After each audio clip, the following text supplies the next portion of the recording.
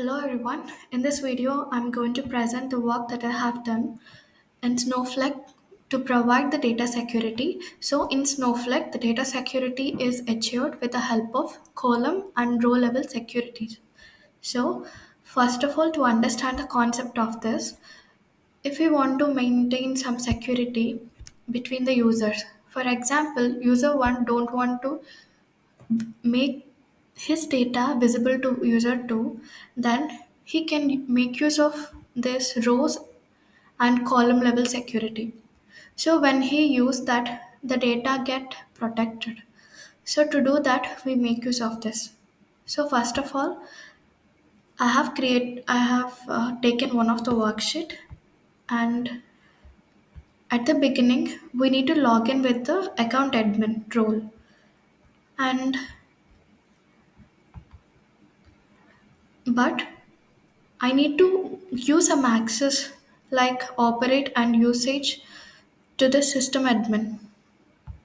So for that, by login, when we log in into the account admin, we need to run these two commands to grant some op- privileges to the system admin.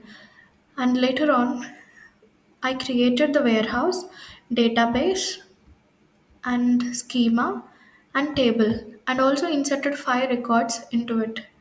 So when I run this query, then I get something like this. The thing that we need to observe very keenly is this policy name. So this security is achieved with the help of this policy creation. And initially each and every record or column is null. But I have done this already, so I got these two like policies like office, my schema, mask salary, something like mask salary and mask phone number. Okay, after inserting the data into the employee table, let us see the data inside it. So this is the data I have inserted. See, I'm unable to see this. I will explain this in the later. But why do we get this is this is in the account admin. This account admin role doesn't have any access to see the salary and phone number details of this table. So that's the reason. So if we change this to some other like sys admin, so let us see what's going to happen.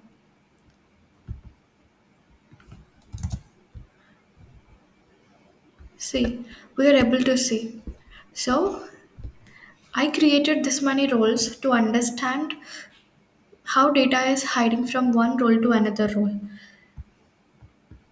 Initially, since I have taken the sys admin as my initial role, so I have granted some of the permissions and also doesn't restrict the visibility of the table like and with the records of salary and phone number. But I have restricted these things for the account admin. So that's the reason I'm unable to see the salary and phone number fields when it is in the account admin field role. So after this, let's change the role to the security admin from the system admin to give some of the grant permissions or privileges to this warehouses, databases and schema, and also for the table. Now after running this, I'm going to create a mask policy. So for that, this is the basic syntax. Create masking policy, mask policy name as salary int. This is the thing that we need to remember is both the given input and the output type need to be same. If we give here as int and here as string, then we get some error. So in order to avoid error, we need to take the same data type. So when we use this when, what actually happens is we are able to see the data. For these two roles, system admin and user admin, we can see the data like this, that is visible, salary and phone fields. But if rather than any role than these two, we are going to see the value as 0 for the salary field. Okay, so let us to understand this. I will change this to the um, okay, I have given access to the system and user. In the system, we are able to see. Let us see in the user also. After changing this, let's run this command. We will still able to see. And if we give some other rather than user and system admin, if I give public, then see what actually and what happens. We can't see the data. So the data is hidden and not visible, and we restricted the other roles to not to see the data. And after that, this is a command to show the policies, and this is used to why we are unable to see all this, because we are we are not in a system admin role.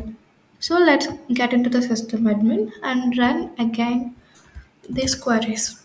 We can see that's it. And in the select dot, if you want to get the DDL of this policy, then we get in this way. This is the DDL.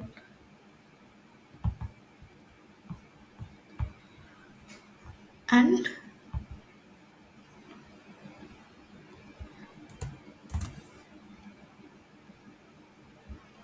so this is the one is used to alter the column. That is, we are going to modify this salary with the policy mask salary one. So when we set, then what actually happens is this mask salary is actually set to the 0. And now if the above policy condition runs, then according to the conditions, we get the salary column changed or updated. And this is up to the salary. So the same thing with the also with the phone number, we make use of same syntax. And I also allowed access to these two roles, and some other roles which I haven't given any access. For those, the phone number is visible in this way. So the same thing I have done again.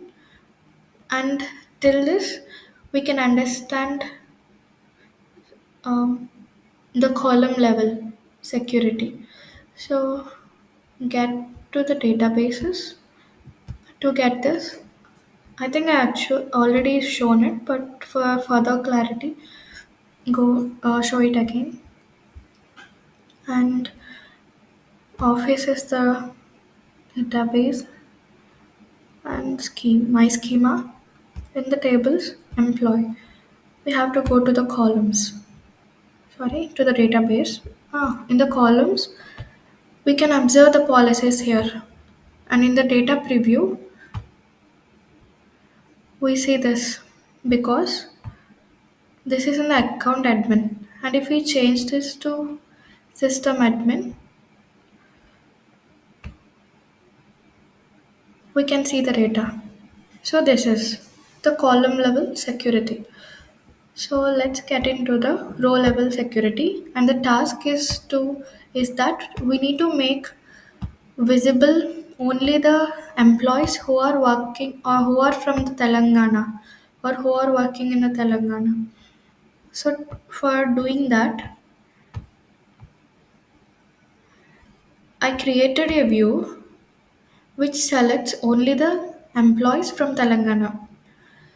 That is state from with this condition where employee state is equals to Telangana, and now I have granted this public role to the Telangana to this view, and now I have changed this to the security admin.